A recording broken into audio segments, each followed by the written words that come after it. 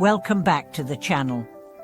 I'm so glad you're here, because today we are tackling something that lives inside us quietly, invisibly, and often unknowingly, a mindset that holds us back more than any external obstacle ever could.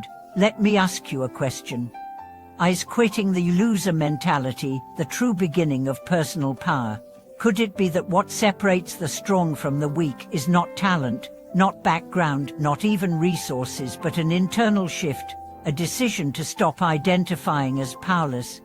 This video is about transformation, not the dramatic kind, but the kind that begins with a whisper. A whisper that says, "I'm tired of doubting myself. I'm done playing small. I'm ready to rise." What exactly is this loser mentality?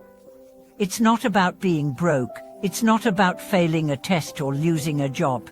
It's deeper than that. It's an internal narrative that says, "I can't. I'm not enough. Why bother?" It shows up as hesitation, procrastination, self-sabotage, and envy. It's the voice in your head that convinces you the mountain is too steep, the dream is too big, and you are too small. But what if that voice is lying? Let's explore the journey of someone you might know from fiction, Neville Longbottom from the Harry Potter series. He started off shy, clumsy, full of fear and self-doubt. Even his own grandmother saw him as a disappointment. But when the time came, Neville was the one who stood up, took action, and delivered a critical blow against evil. How did he get there? Not through magic, through belief, through courage, through growth. Neville's transformation wasn't sudden. It was a slow unraveling of fear, a gradual shedding of false limitations. And that's how real change works in life too. Now back to us, you and me. If you've ever felt like you don't belong, like you're pretending to be confident, like you're faking your achievements, that's the loser mentality whispering again. But you have the power to rewrite the script. Let's get specific. What are the signs that you're living with a loser mentality? You say yes when you want to say no because you're afraid of upsetting people. You give up quickly because you assume the outcome is fixed. You wait for motivation rather than taking action and letting momentum fuel you. You compare yourself constantly, either inflating others or diminishing yourself. You over-explain yourself, apologizing for who you are. You dread criticism more than you desire growth. You keep people in your life who drain you because you fear being alone. Sound familiar?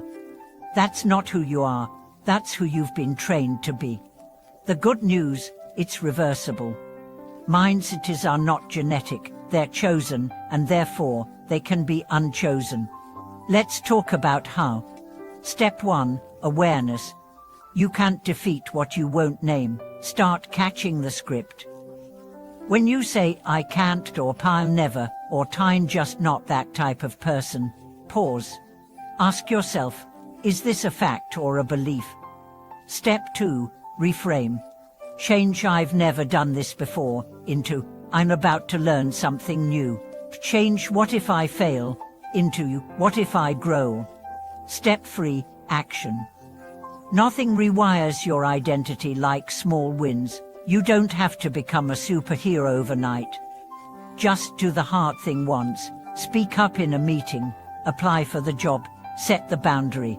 Every act of courage is a vote for a new version of you. Step 4, guard your environment. If you're surrounded by people who normalize defeatism, to mock ambition, to live in cycles of complaining without changing, you will absorb that energy. Elevate your circle. Find voices that speak to your future, not your fears. Step 5, build internal proof. Confidence is not arrogance, it's memory. The memory of what you've already overcome. The belief that if you did that, you can do this. Create rituals that remind you of your power, journaling your wins, visualizing success, reading about people who defied odds. Now let's get psychological. Albert Bandura, a leading psychologist, introduced the concept of self-efficacy. your belief in your ability to influence events that affect your life. Studies show that people with high self-efficacy try harder, persist longer, and bounce back faster. Not because they're better, but because they believe effort leads to results. And that belief is learnable. Let me tell you a real story. A man grew up in a tough neighborhood. Poverty, crime, broken homes. Teachers told him he'd never amount to much. He barely graduated high school. He worked odd jobs, but one day he made a choice.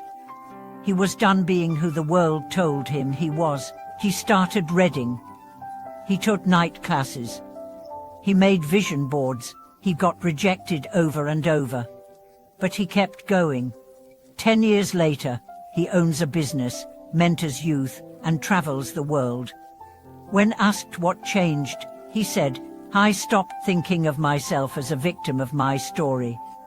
I started thinking of myself as the author." That's it. When you take back authorship of your life, you become unstoppable. There will be days when the old voice returns, days when fear whispers louder than courage. But each time you choose growth over comfort, truth over ego, action over excuse, you weaken that voice. Eventually, it fades. But let's be honest. This isn't a one-time transformation. It's a daily choice. Every morning, you wake up and either feed the old story or write a new page. Every decision you make is a declaration of identity. So ask yourself, who do I want to be today? A victim of fear or a vessel of potential? A passenger in someone else's life or the driver of your own? Now let me leave you with something practical. Create a power list. Every night, write down 3 things you did that pushed you forward, no matter how small. Took the stairs instead of the elevator. Woke up without hitting snooze. Spoke up when you usually stay silent. That's power. Track it, celebrate it, build momentum. And remember, you are not behind. You are not broken. You are not too late. You are in process.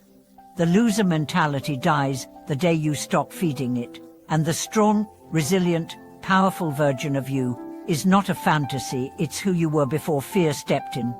It's time to return to yourself. If this message spoke to your heart, subscribe, drop a comment, and share this video with someone who needs it. Thanks for watching this video. Your life begins the moment you believe you are worthy of more. And you are, always have been,